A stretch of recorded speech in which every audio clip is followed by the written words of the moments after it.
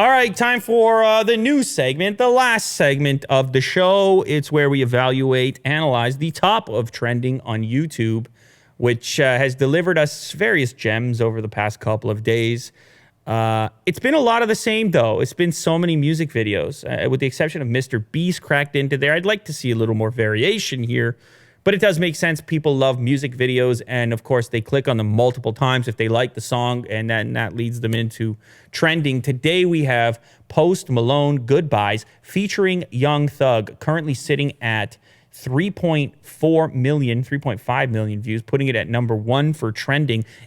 Incredibly violent music video. So this now makes 2 days in a row in which the top trending video for me is kind of R-rated, which is weird and surprising given Google's stance and YouTube's stance on the advertising side of things, as far as like, hey, we're not really promoting stuff that isn't friendly or whatever. This one of the most violent intros I've ever seen in a music video. There's a knife fight that takes place.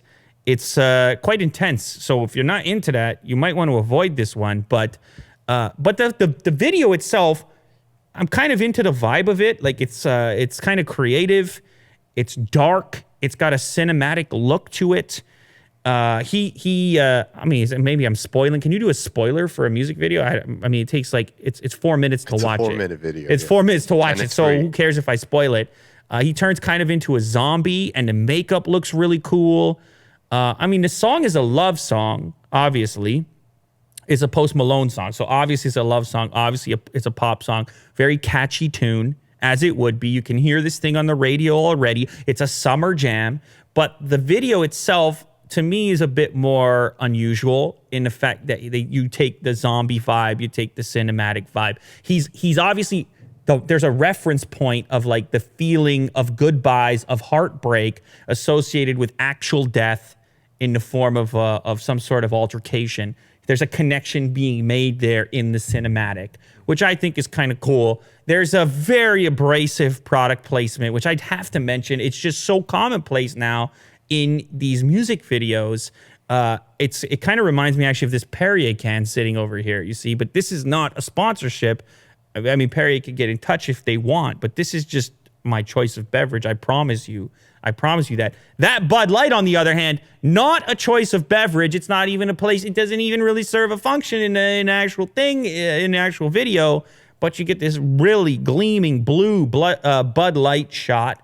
And then at the end, the very end of the music video, he chugs the Bud Light as Post Malone. If you were Post Malone, you'd do the same thing, except it drips out of his neck because he's got a gash there. And so the beverage doesn't actually hit the stomach. So you got your classic zombie, he doesn't care because he's already dead type of storyline. So I like the graphics. I like the mood of it. It's definitely a pop song. It's got your typical auto-tune. It's for the summer. The youngsters will love it. And I am not surprised to see it at the top of trending. There's not much else I can say about it. I feel like the music video was a little bit creative, so I'm giving it a few extra points for that. But I am waiting for the top of trending to feed me something that isn't a typical music video, so I can go into a slightly deeper analysis, because I know how this stuff works, Will. You see, you got the catchy tune, you got the big name star celebrity, and the views are baked in. You know they're coming through. And I'll give him credit, has consistently hit the people. He's hit the human beings with the ultimate pop tracks, with the ultimate catchiness on a consistent basis. Very difficult to do. He sees the musical algorithm time and time again. Yeah. So shout out Post Malone.